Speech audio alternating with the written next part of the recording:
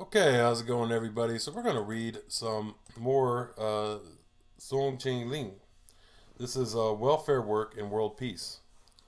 So let's go ahead and get into this. This came out in, um, let's see, it's the source is from the China Reconstructs magazine, 1952. So let's go ahead and get into this. Welfare work and world peace. There is a direct correlation between world peace and welfare work. They run parallel to one another, prosper under the same conditions, and deteriorate from the same causes. Build peace and you enhance welfare. Destroy peace and you eliminate welfare. It follows, therefore, that the attitude of a government towards war and peace determines the welfare program it plans and operates for its people. The unprecedented progress of welfare work in the new China this past year reflects our ardent desire for peace. For example, labor insurance has become the law of our land for the first time. Its many benefits are gradually spreading, reaching millions of workers and their families.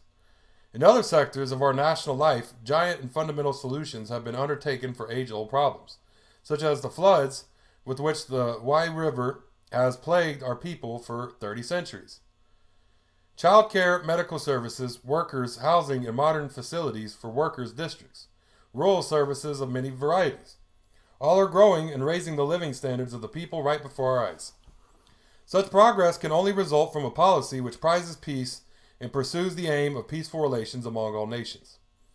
We have such a policy. It arises directly from the needs of the Chinese people, and the progress that it has brought is the result of their strength.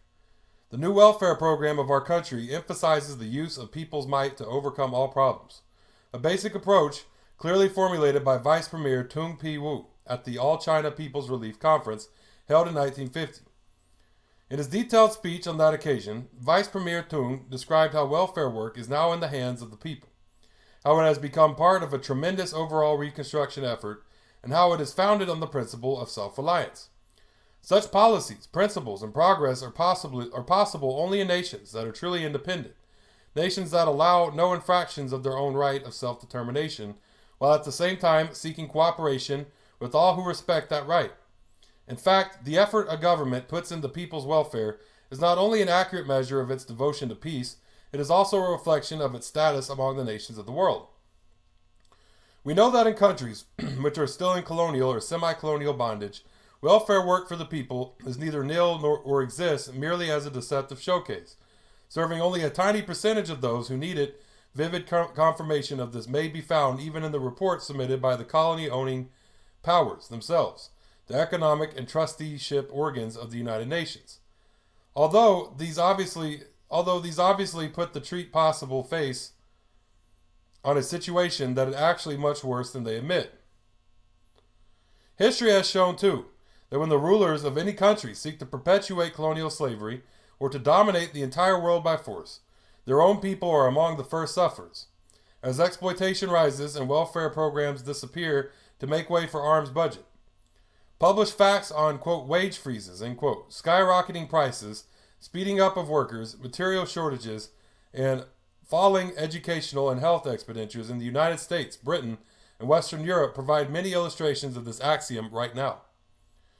On the other hand, rising living standards and welfare provisions are evident in every country where the people rule, where state power serves the majority instead of small minorities, either domestic or foreign.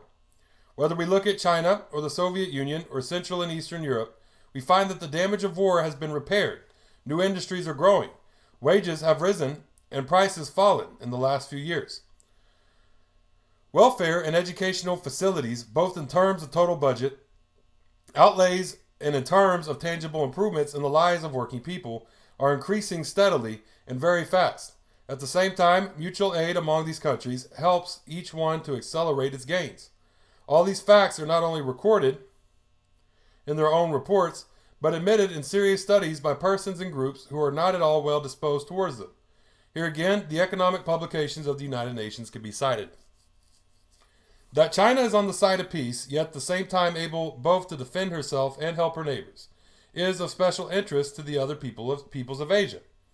They have seen how our peasants are now the masters of their own fields, how our workers have become masters in some of our factories and equal partners in others.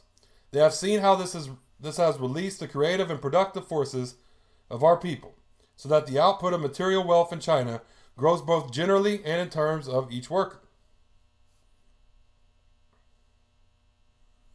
They know that, in 2 years, we have not only solved our food problem, but begun to export grain, something unheard of in the past.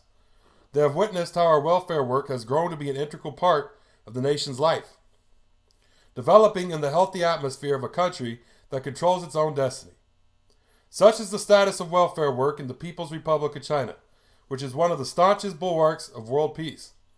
Our people have absolutely nothing to gain from war, only peace is in our interest, so that we may further develop our services to the people and enlarge our contribution to the welfare of the world.